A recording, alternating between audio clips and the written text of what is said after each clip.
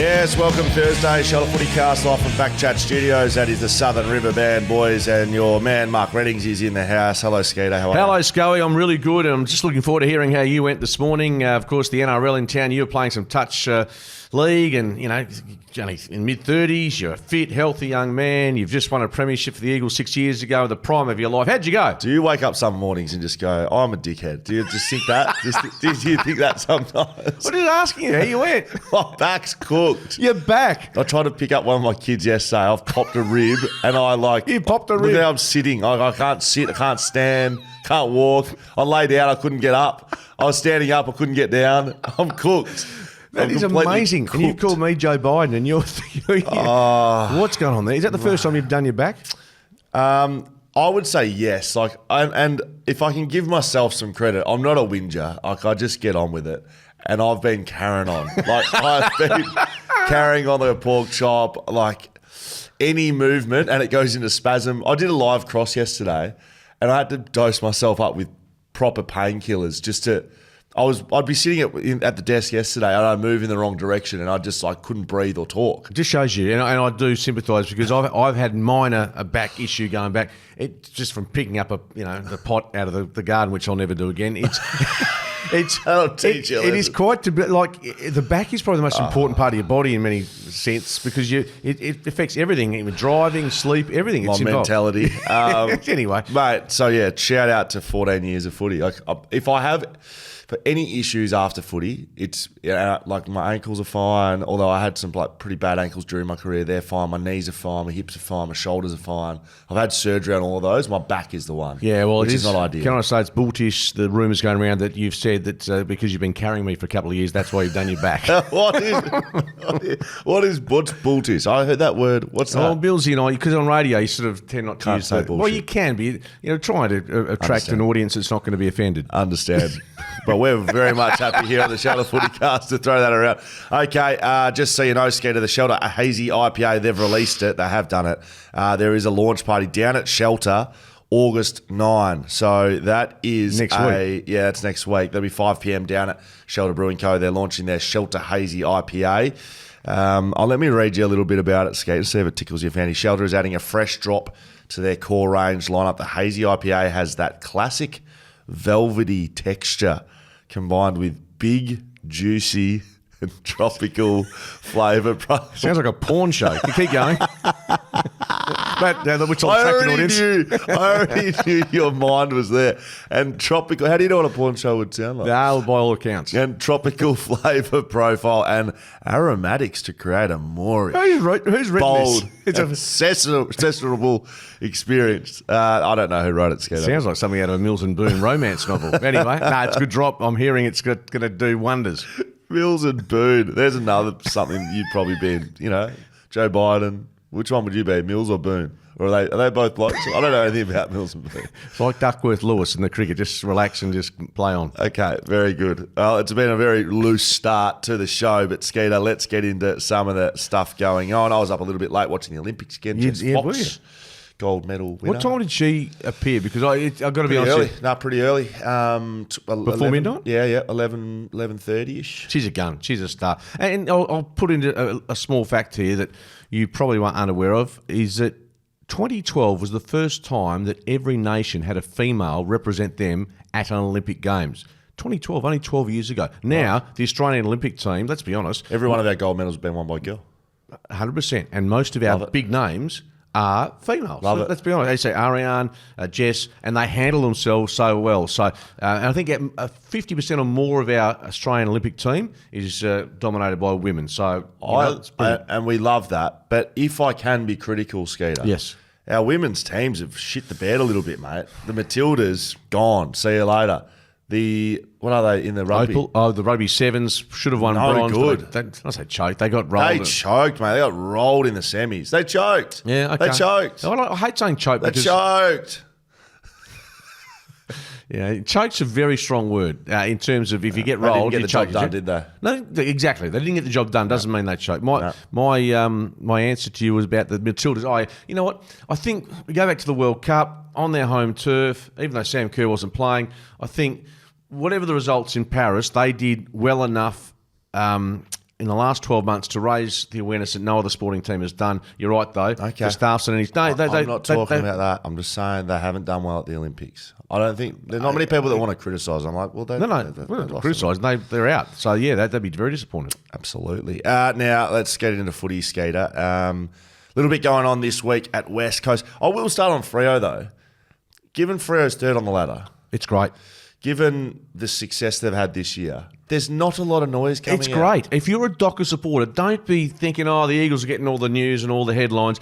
It's because they're in a rebuild. They're in trouble. They're trying to find a way to sift through changes at the footy club. If you're Simon Garlick, if you're Justin Longmuir, if you're Nat Fyfe, perfect. If you're Nat Fyfe not so much. He's suspended, but in general, absolutely, the Dockers shouldn't be too alarmed by not getting the kudos and the headlines at the moment. I think they should just sit back, keep doing what they're doing, and allow other events to take precedence, and they can just go about hopefully winning games of footy. They do have a rough finish to the year. I don't mean rough. Like, it's a big game this weekend against Essendon, and then they've got Geelong, GWS, Port Adelaide. So that's not an easy run home. But I agree with you, mate. I think they'd just be trying to keep everything in order.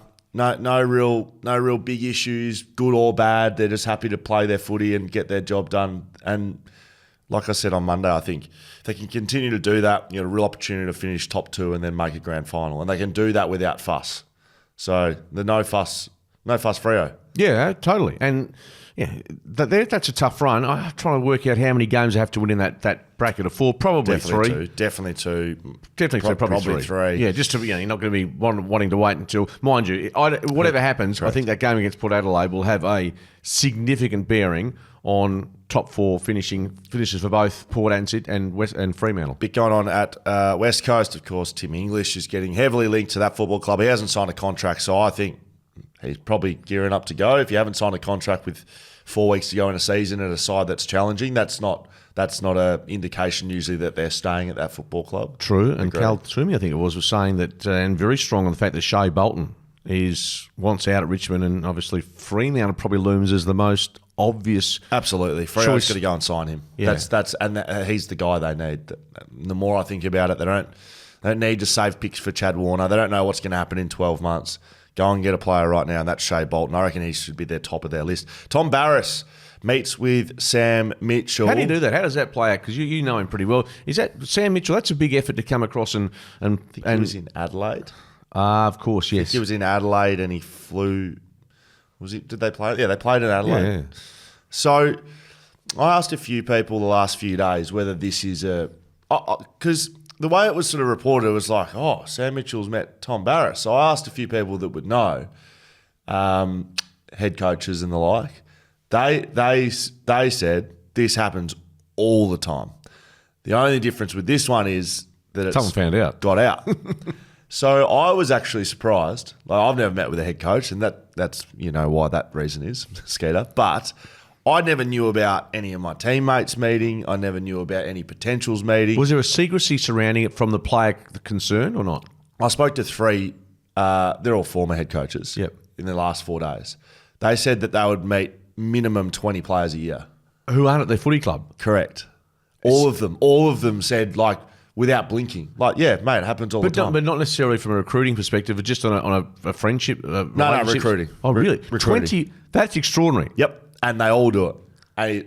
How does it not get out? Mate, that's what all of them do it, and they all meet players everywhere, and they're all on the hunt all the time. Which brings us to the Sam Mitchell apparently doesn't really care if it's known or not. Yeah, and it brings us to the broader question of, let's have a bit more transparency with regards to players indicating where they want to go, where they want to be, where they're going next year, and as opposed to wait till the end of the season, reveal all. I mean, put your chips in, look after your footy club. Well, that's what they do in soccer, in NRL. It's probably not what fans want to hear. We like to toot the respect trumpet, don't we? Is it respectful to go and do it?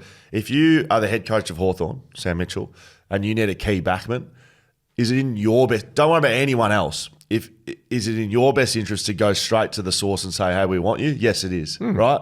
So it might not be in West Coast's best interest. It might not be in Tom Barrass's best interest, really.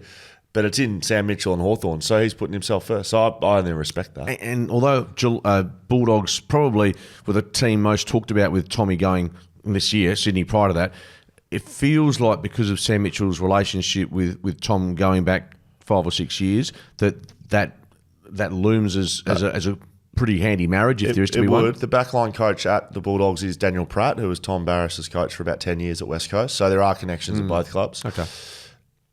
Bulldogs have got all chips in now as well. I think they've both got their best contracts on the table. So if you're Tom Barris, you're not rubbing your hands together. But there was a lot of criticism of Tom Barris yesterday, mainly by our good friend Cornsey, saying, where is this quote? Where is this? I did read that. I'm not quite sure why.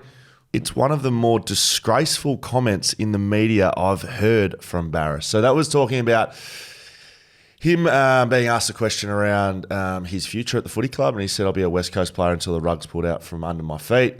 Key position players are spoken about. It's nothing new that a key position player to a good club is being spoken about.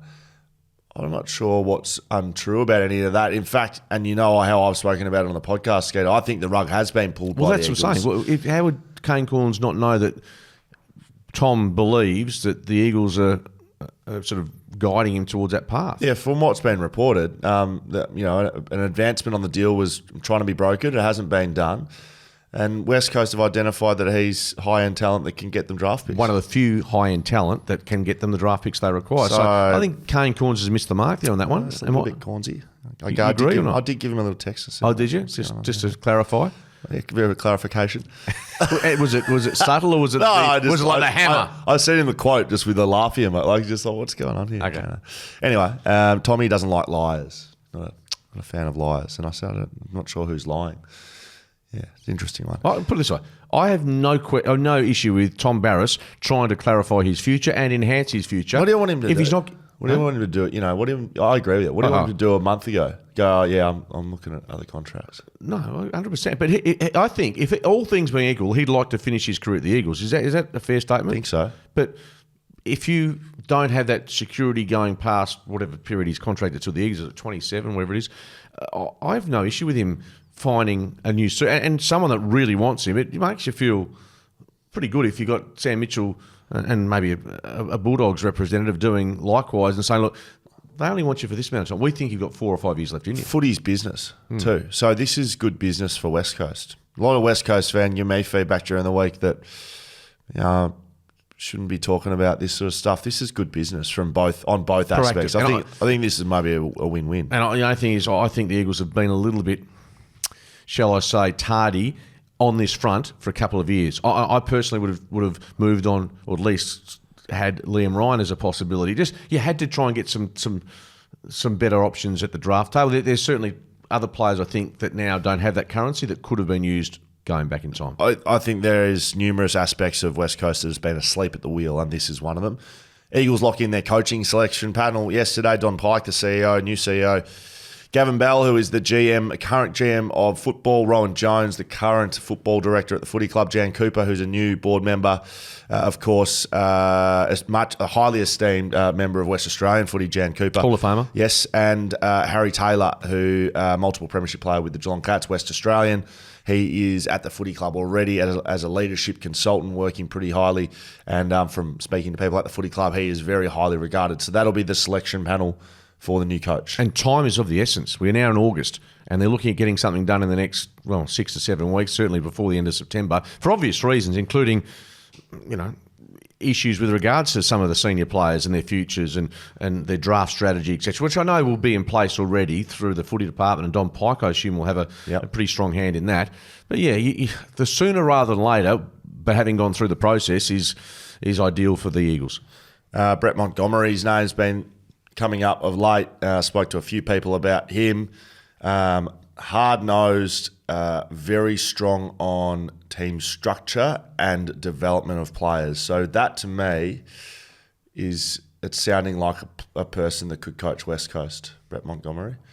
Highly regarded at the GWS Giants, but I'm still chips in with Adrian Hickmott. Yeah, I heard yesterday that perhaps Montgomery's exit from the Western Bulldogs was less than ideal from a a PR perspective or the way that he left. So that's, we all speak to people in footy, and that was the feedback I got re Brett. Not saying he's not a very good option, but anyway, I assume the Eagles have already touched base with Chris Scott, John Longmire, and the best coaches in the business before they go down that other path. Someone told me, to tell you what, this podcast is a lot of I heard this, my sources told me. And you look back in 6 months and go, what a lot of bullshit these two blokes spoke about.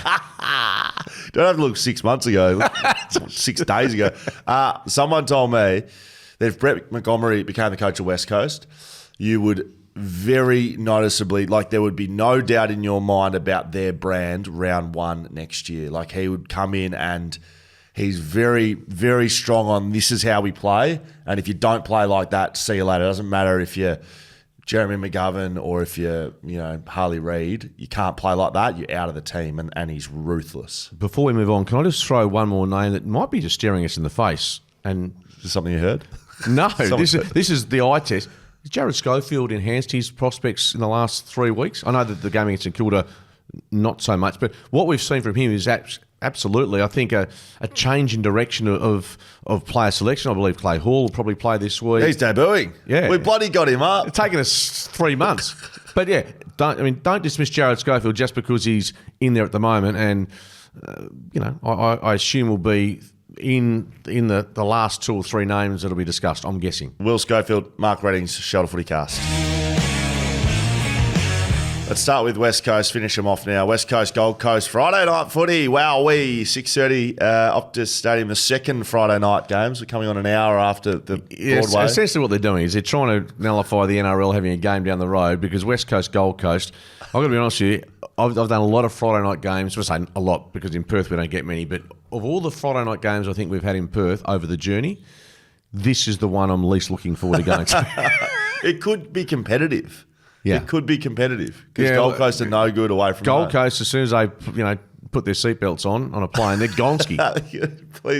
Please be, the captain's voice comes in, captain speaking. Please set yourself, enjoy the ride. Make sure your seatbelt is upright, your tray table is secure.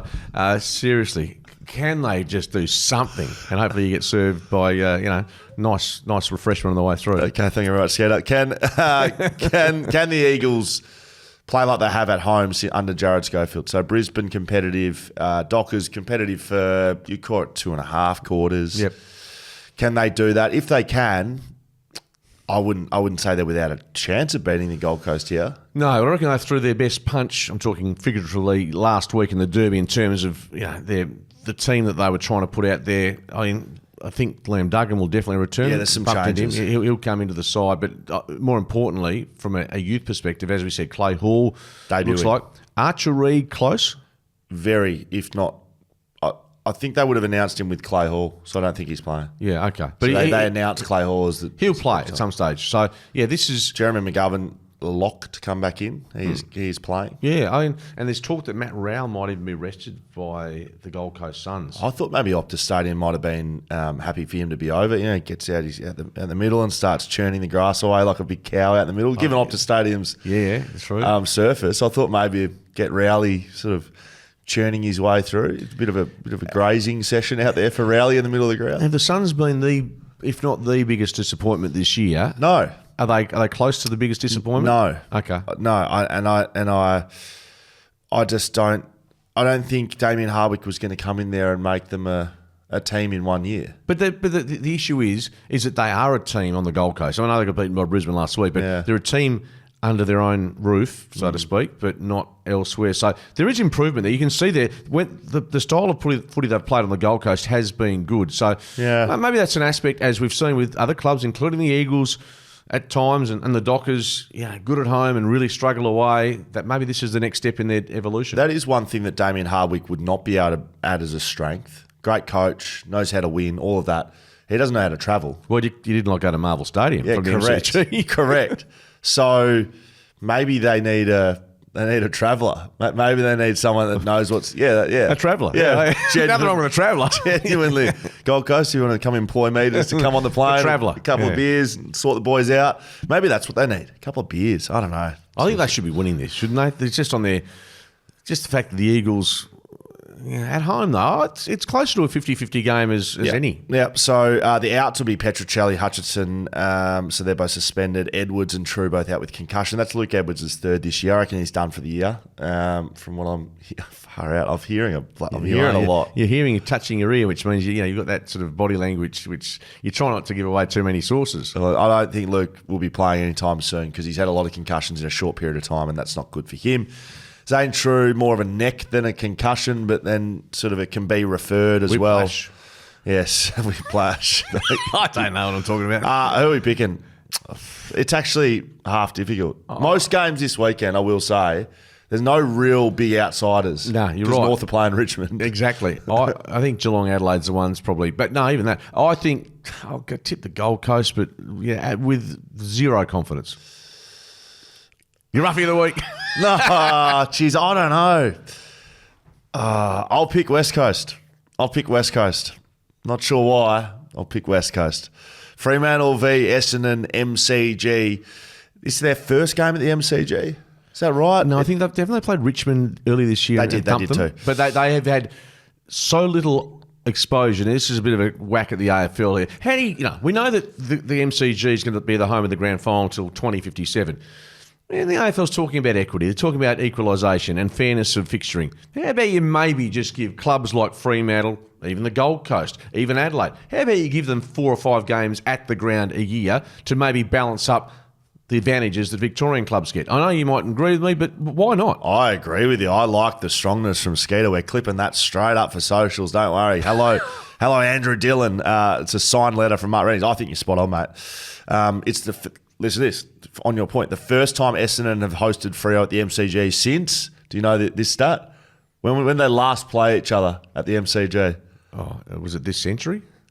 1999. Is that right? It wasn't this century. 1999. That's it. 25 years ago. So they've played them every time at Marvel or Telstra Dome. Yeah, correct. That's extraordinary. Outrageous. But Essendon's home ground is...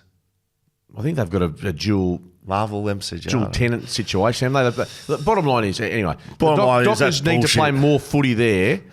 Absolutely they do. I mean, it just defies belief that they can have a team and other teams get so little access to the ground where if you aren't going to be any good, you need to play good footy at. But yeah, they're in good nick. As you said, they've got Fife out of the side with suspension, but apart from him, injury-wise, I mean, we know Pearce and Walters are done for a bit, but whether it's a chance for Matty Johnson to return to the side, Neil Erasmus, Will Brodie was in the mix last week as well. So it's probably the window opens for Will Brodie, to be honest with you, given his waffle form this year. Yeah, you'd think so. So last week in the waffle, Peel Thunder played Perth. He'll have 30 touches, trust Erasmus had 34. Yeah, Brodie had 29. Yeah, so those two keep racking up the numbers. Yeah. So it's a pretty easy choice, unless Matty Johnson is they think he's right to go. Yeah, okay. It's interesting looking along there. Peel Thunder going nicely in the waffle, by the way. Nat Fife, of course, will miss. That's the reason that those two are being talked about. And Jordan Ridley will be out with a hip flexor.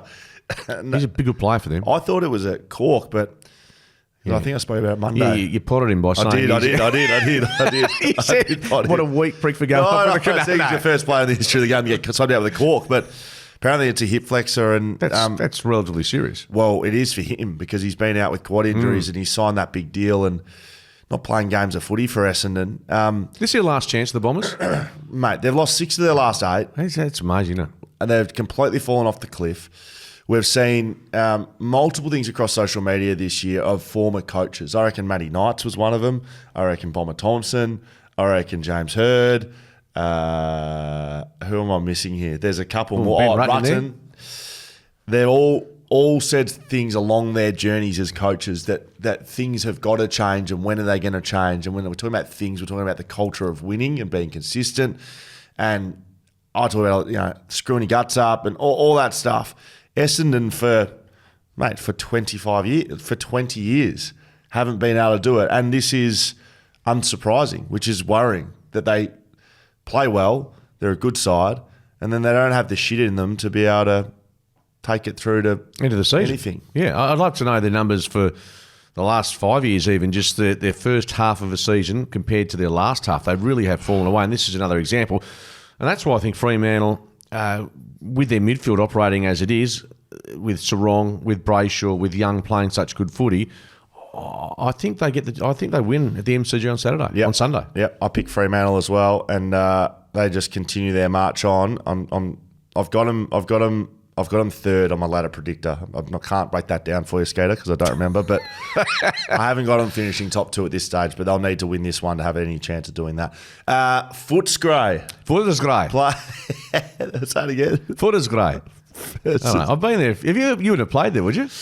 No, you wouldn't have. Whitten Oval, nah. I've been there a few times. Back in '92, towards the end of the season, it was a premiership year for the Eagles, and we went there as covering the game, and it was pelting down. The wind was going sideways.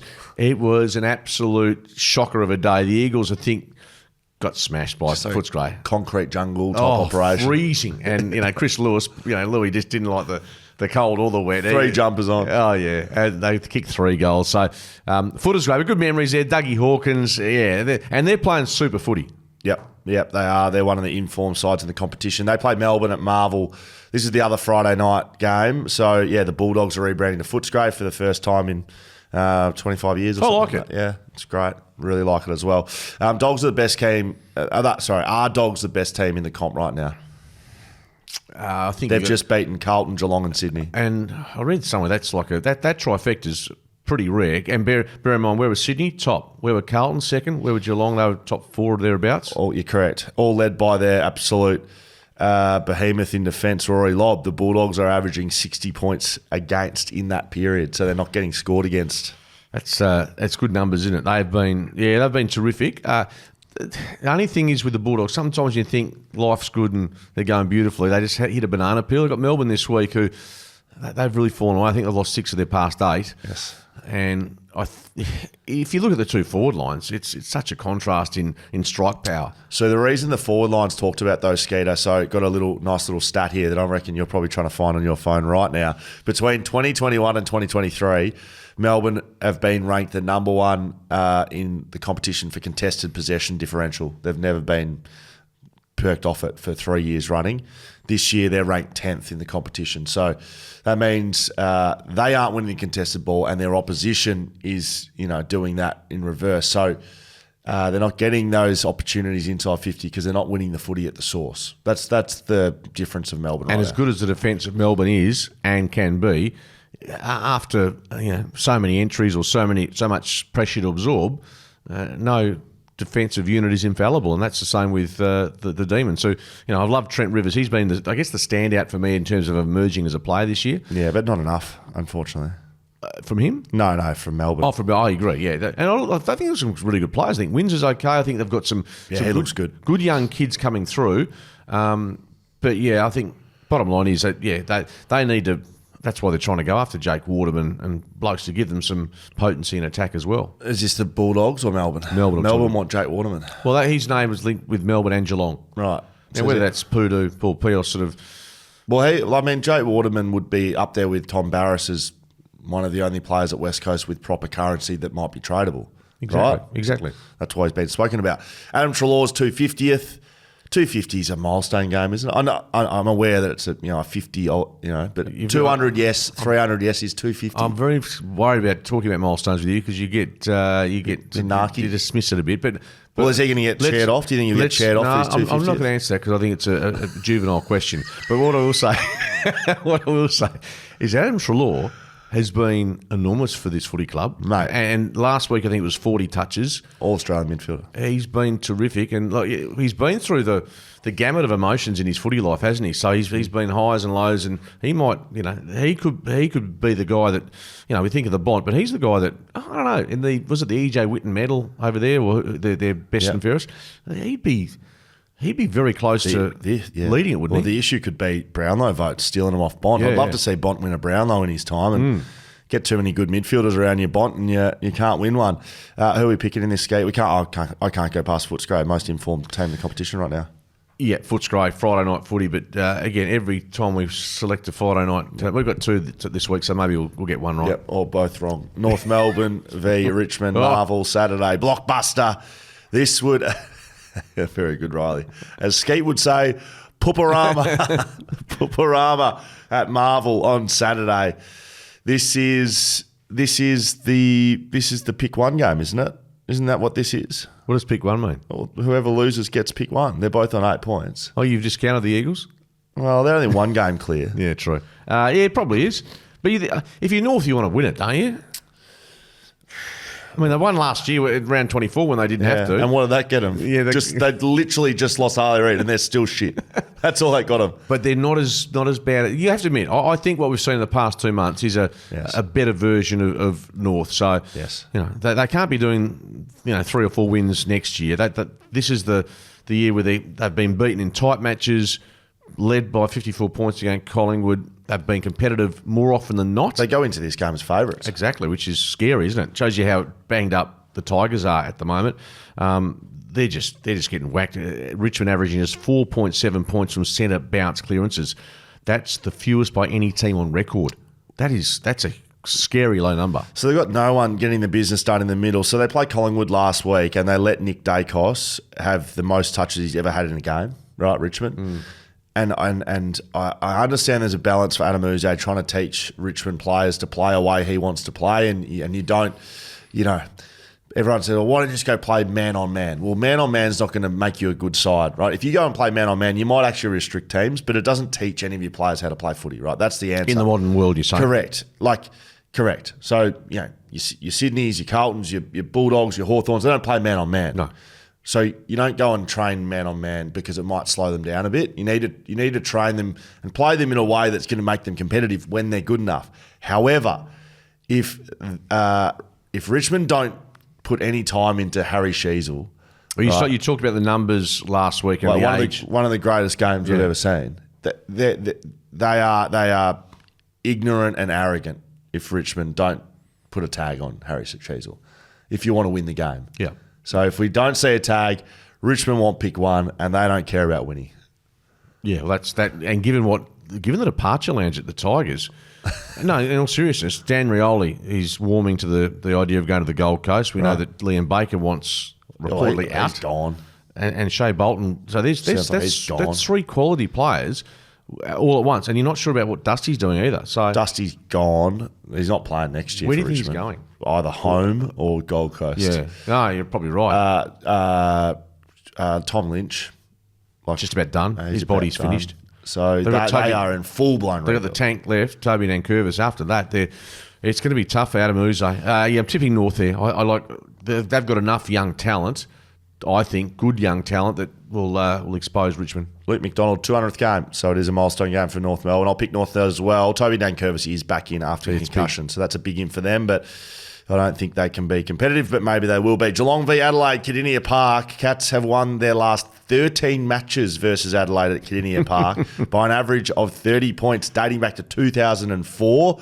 Adelaide will get Jordan Dawson back in after that concussion a couple of weeks ago. Gary Rowan will be out for the Cats. I can't see this one. This is the one that might be a blowout. It is. The story around Geelong this week, though, Tyson Stengel ended up in a nightclub, got taken to hospital, unresponsive. He's out this week, reportedly. On the back of it. On the back of that.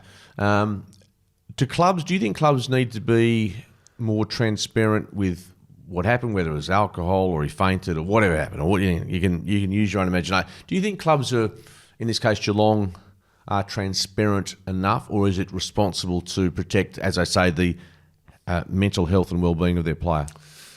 I think if media as a whole, and there's always going to be rogue operators, I think if media as a whole, I think we know what path it would go down. Let's just say it was drugs, and I'm saying I have no idea, but say it was, and that's what it was reported, and Geelong came out and said that's what it was. Do you think it would be a softly approach by media in general? I understand there's good and bad operators everywhere. I tend to think it would be a back page type operation, and it would not be in the best interest of Tyson Stengel. Now, some people might say, well, bad luck if that's what the case is. You sort of live by your mistakes and you got to own them, and that's how it goes. But given it's such a scrutinised industry, to answer your question, would say that Geelong have done the right thing, not really given too many details away, because I think it's probably putting Tyson Stengel in a worse spot, and that's all.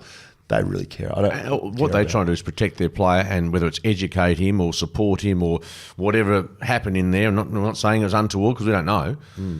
But I probably tend to agree with you. If you're the footy club, mind you, if it was a Dusty Martin that collapsed in a nightclub, do you reckon this story would have had even greater exposure? Of course. A good point. Yeah, I just wonder. So, bottom it's line, an interesting situation. Yeah, I'm not going hard either way on it because I understand Geelong. If I'm at the Eagles and you're there, Will Schofield, young Will Schofield, you've made the blue or had something go wrong, I'm trying to protect you. You're part of my footy family. So I totally get that. This protection from clubs is what causes the trouble, though. True, I get it. Because then media, and you've been in newsrooms, the boss goes, well, we need to know what happened. Why? And then the brothers and sisters and the mums and the bar owner and then the investigative journalists are out and they're trying to find out what goes on. So the argument could be, well, just come out and say it, and then that all stops.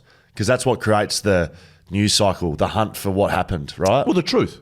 The truth. But and people bag the media, but yeah, the truth, there's nothing wrong with the truth, but I do understand the reticence of footy clubs to deliver that when they believe it would be to the detriment of the player in moving forward in so many directions. And I hate the mental health card stuff because I think it gets overplayed, but it is a factor certainly in some cases, and this might be one of them.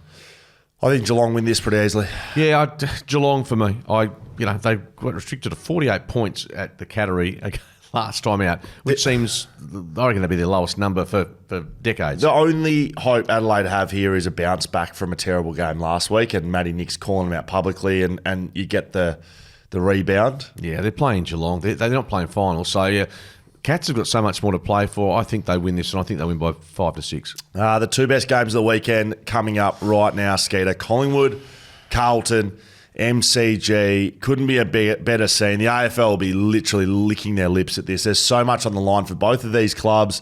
400th game for Scott Pendlebury. Haven't really mentioned him at all today. Collingwood, of course, there are off-field factors happening this week, which is interesting timing given the game, but I know we delve into both sides of it. Difficult for us to talk too much about the allegations around Craig Kelly and the Collingwood Football Club. It sounds like Collingwood's backing them in. Yeah, certainly Jeff Brown, the president, has backed Craig Kelly in. It was obviously a former staffer former staffer. The Herald Sun is also reporting tonight or this morning that Mark Cleaver, he moved to reach out to a couple of senior footy journos to maybe blow the whistle on this alleged racist behaviour, and that led to him exiting the club. This is what the Herald Sun is reporting. So it's a bit ugly, and it's pretty sad.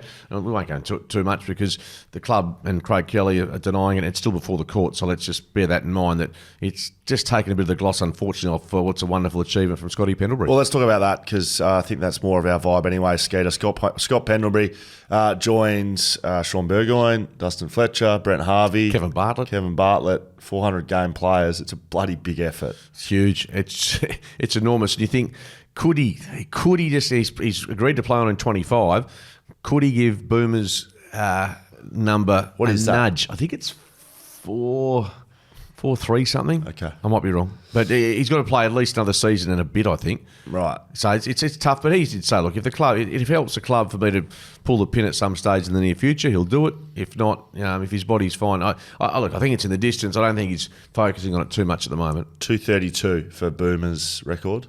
432. 432, yeah. So in the 430s, yep. Yep. So that, Scott Pendlebury for mine, I sort of remember playing against him, and what you see on TV is probably what you get as a player. Like, he's difficult to tackle, he's difficult to play on because he's a bit of a slippery operator. Did you have a basketball background? Oh, God. How many times we had makes that? everyone stop. Yeah. Oh. But he like, I've played on him a few times. Incredibly smart at stoppage. I remember one day, I think I went like some weird stage of my career, I was like playing on these guys that would play as the fifth midfielder, and so I'd sort of come up to stoppage with him, and it was with him, and just a genius. And like little toe pokes, the ball might be at his feet. You can see a teammate, he'll just sort of punch it, but just those little smart. Smart. Yeah, really smart. Not quick, like slow. but that doesn't matter. It doesn't matter for him. So, well done on 400 games. Yeah, brilliant probably. stuff. I think Collingwood's had some big names, but he's close to their most loved and certainly a legend at the footy club, and he'll end up being an AFL Hall of Famer when he's qualified. 2 premierships, 6 All-Australians, 5 best and fairest, 2 losing grand finals. Like, he's done it all. Has he won a Norm? Don't know if he has, but tell you what, he's a class act. Done a fair bit. Class act. Harry Mackay will come back into the side after his illness. Blake Acres will come back in. He's a really important player to Carlton. Both of these sides haven't played the way they would have liked over the last 6 weeks, I don't think. Like, both of them. I know Collingwood won last week, was against Richmond. Who cares? This is the 400 game for Pendlebury, and the MCG and the stakes mean this. I reckon this is a 50-50 game. I 100% agree. Collingwood's won 9 of its past 11 against Carlton. The average margin 16 points. Wow. I started the week thinking Collingwood. I just feel that Carlton is travelling better. The question mark we have to put on, what does the penalty factor do to this Collingwood side, and have they got one big game left in them? Because I don't think they're playing finals, but this might be the one they can live for. So yeah, I'm easily swayed on this. I'm going to probably tip Carlton just because of their quality, but they are looking shaky as well. I'm going to pick Collingwood. I think what we've seen over the last 3 years says to me that they're a club built on culture, and they're not playing the way that they would like to at the moment. But I reckon they have it in them to get themselves up for this game. And like, if this was Adelaide, and I'm not saying versus Carlton, I'm just saying Adelaide, I don't have that same respect for Adelaide, to be honest, or even the Bulldogs, or I don't have what we've seen from Collingwood for like 3 years. It's also the rivalry that goes back in time between these their clubs. ability to find a way to win, I just think holds them in enough stead, and I'm going to pick Collingwood, Skeeter. And I don't think you can argue against it. I can't really argue against Carlton either. No, I think we'll look back on Sunday night and say, that either Collingwood's year's over or Carlton continue to press. And you said that that's one of 2 very good games. I think there's 2 more to come. Darcy Moore has to play on Charlie Curnow. Darcy Moore has to play on the best forward. I'm sorry. Yeah. Go and play on the best forward. Stop stuffing around trying to be third man up. Go and play on someone, Darcy. I thought you said Darcy Moore has to sleep in the same bedroom as his girlfriend. I thought that's what you meant to say, but no. Because I saw that floating around 2 weeks ago. Where's that come from? How does that ever... Oh, maybe it was a podcast that he was speaking on. Oh, she was speaking on. Maybe we get him as a guest on the show, FootyCast. Port Adelaide v Sydney. You pick Carlton, I pick Collingwood. Port Adelaide v Sydney. Adelaide Oval. This is another good game. You're right. There is another couple of games on, but you know what? Big games. Yeah, I know, but you know that I don't usually look ahead on the schedule until I see it in front of my eyes. One game at a time. Port Adelaide v Sydney, Adelaide Oval. Port has won their last 7 games v Sydney by an average margin of 23 points, dating back to 2017. Holy shit. That seems strange, doesn't it? Swans have won 1 of their last 5 games. James Rowbottom, massive in for Sydney. He should come back from that jaw. It'll set up a midfield battle for the ages. Butters, Rosé, Wines and Drew. And Horne-Francis, of course, with Heaney, Warner, Goulden, Mills, Rowbottom. That is a proper battle in the middle of the game. You know that Sydney's going to snap back at some stage into, well, I say snap back. They're going to, you hope, from their perspective, get back to playing the footy they did for the first 3 months of the season. Will it be this week? I mean, are we just waiting for it to happen, and it may not happen until finals time? I'm sure there has to be some concerns going in the Swans ranks just about, I know they might have had a heavier training load. There has to be some concern about some of the metrics as well. They got smacked out of the centre square last week and around. They got smacked in every metric, really. Yeah. And I don't know, how do you turn that around so quickly? Yeah, I'm sure John Longmire and his crew are trying to come up with a way, because they'd be trying, with the stick. They'd be clipping blokes. Give them a cuddle if they need it. Yeah, bit of a cuddle, bit of a training block. I'm sure they're trying everything to get them back to playing that sort of trailblazing footy they were playing earlier in the year, like unbeatable, basically. Is it possible for other clubs to have done the study on the Swans through the course of the year, and then intel gets around that this is the way to maybe curtail them? Yeah, coaches definitely share that sort of intel, so I'm sure the ring-arounds are going before you play Sydney, because they're on top of the ladder. So you're going to try and beat the best, aren't you? I'm picking Port Adelaide in this one, Skater, at Adelaide Oval. Like I said, one of the last 5, not playing their best footy. Sydney can win, of course they can, but I'm going to pick Port. Yeah, I agree with you. I've had a lot of teams that, like Essendon's completely torched me this year but Port Adelaide, I've sort of had a reasonable read on them. Last week I thought they'd knock over Carlton, and there's still a trust factor that I don't have with Port for some reason, but their form line you can't argue with at the moment, and their recent record I think's important against Sydney. Swans will have an absolute massive crack at them, and I think this is close to the game of the round as well, but I'll pick the Power. Well, another one on the Sunday morning. Hawthorn. Can I just go back to the scheduling? Yeah. Having Carlton, Collingwood, Port Adelaide, Sydney on the same time, on the same night, there has to be a better way around this. It doesn't happen. Again, I use the NRL as an example. They don't have this in the NRL. I know that the games are shorter there, but surely you have to... And they knew this fixture, as in putting this in place. It wasn't that long ago, the last few rounds of the season. Seems very strange. It does seem strange why you wouldn't try to separate them in some fashion. So this is on a Saturday night. What is wrong with playing one of these at 6:45 or 6:30? I don't know. I don't know. The argument is, why not have a game on a Thursday night? I know that the turnaround, the 5-6 day breaks, which we spoke about with Carlton last week, but no, it's just frustrating having two good games of footy at the same time, and I've got to go out to dinner that night. So, and I've been told by my daughter, it's a graduation dinner, no phones at dinner, Dad. No phones? No phones. And I've gone... You're going to put some pre-bets on that? Or? No, I'm thinking, well, I'm paying for the frigging dinner. Surely I can have a phone to keep an eye on the footy. What are you going to do on the phone? Check the scores. Absolutely. Check the line. GWS Hawthorn. Oh, who are you picking? We've both picked Port. I wasn't listening. GWS v Hawthorn, Monica, Canberra. GWS like playing in Canberra, I think. Do you? No, I'll do they? Did I say something wrong there? No. I think I just remember one time when they played in Canberra, it was almost snowing, and against Hawthorn, they got absolutely spanked. I think they like playing there. I'm fairly sure they like playing there. GWS v Hawthorn. Hawks have gone 11 from 14 after starting 0-6. If they'd have just knocked a couple off in those first 6 rounds, they might have been top 4. While you're having a look, getting a chat, I might just see who they played. They got beaten by Essendon. They got smashed by Melbourne. They got beaten by Geelong. Collingwood might have beaten them in a tight one as well, did they? They got beaten by Collingwood by 5 points. Yeah, They got beaten by Gold Coast at People's First. And they beat. So they started 0-5, not 0-6. That's a long way back though. Yeah, to make the finals from there, it would be an achievement. They got done by 76 points by Sydney in round 7.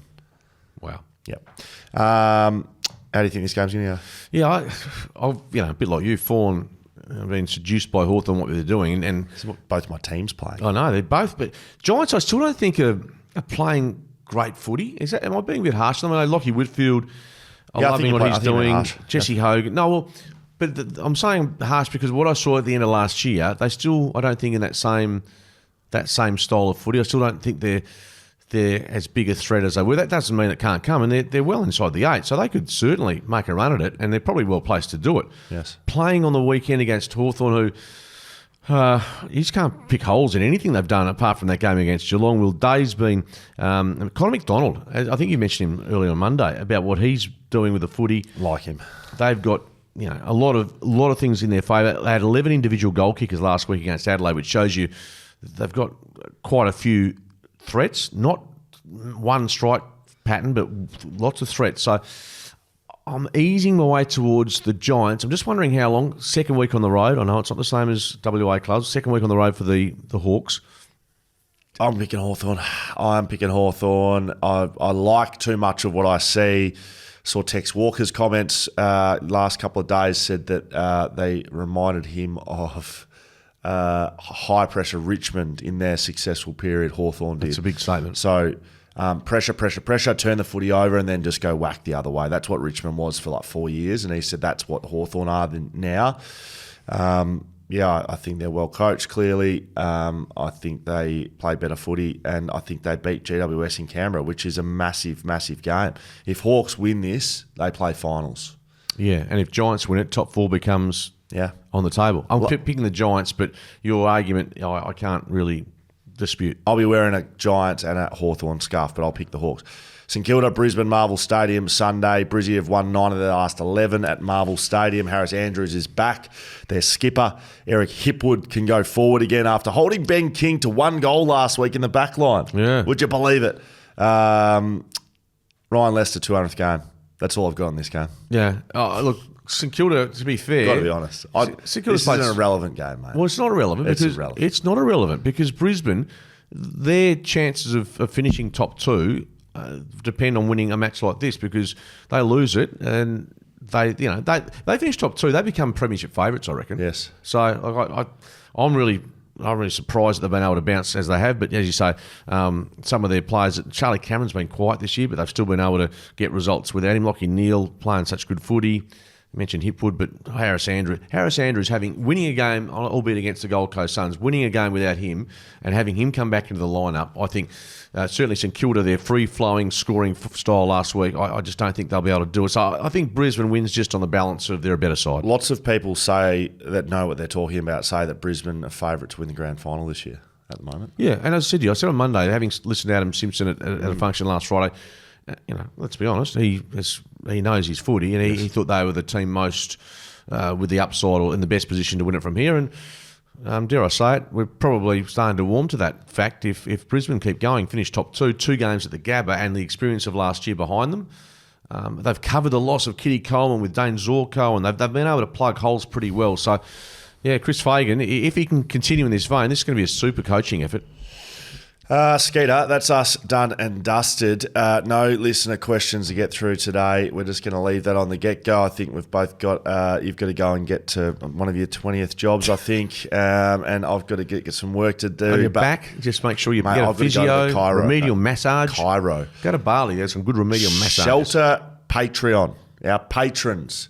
If you're not a patron and you want to become a VIP, these are the things you can get. So you can join the Schoey tier, $10, and this will help support the show. And when I say support the show, it will help us pay Skeeter some sort of wage to be give me a spell. Beers with the boys. So we're going to organise and have a few beers, me, Skeet, and the rest of the gang with the Shelter patrons. Make sure you sign up there. We've got video messages coming out from Skeeter. That happens after the show every week. And we've got discounts on merch and beers as well. If you want to join the Skeeter tier over at Patreon, so you can do this all at shelterfootycast.com.au, by the way, Skeeter. You want to join the Skeeter tier, you get a carton of Shelter every month. You get free tickets to every Shelter event. You get all the stuff I just spoke about. You get bigger discounts to merch, bigger discounts to beer. All of that thanks to supporting the Shelter Footycast. Wow, it makes me humble to be giving away, or at least being Well, I'm not giving anything away, Skeeter. Absolutely. It's a business venture. Have a great weekend, Skeeter. That's us done and dusted. Who are you calling this weekend? Doing Gold Coast, West Coast, which should be enormous. Then I'm doing Waffle, East Perth, West Perth. Then I'm doing Sunday between... Is it Richmond? Who are they playing? I don't know. Who North is Melbourne. I'm doing Richmond, North Melbourne on Sunday. Oh, I don't think they play Sunday. that's going to be shot. Okay, very good. Bye-bye.